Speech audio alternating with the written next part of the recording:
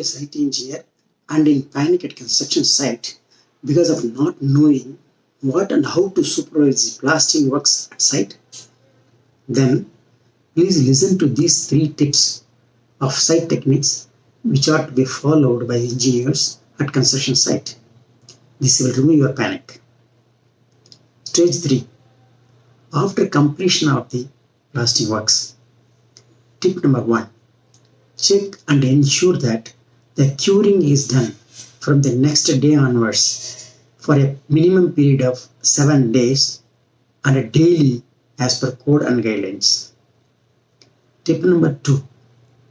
Check and ensure that the curing period shall be maintained and monitored for every segment of area of plastering by noting down the date of plastering.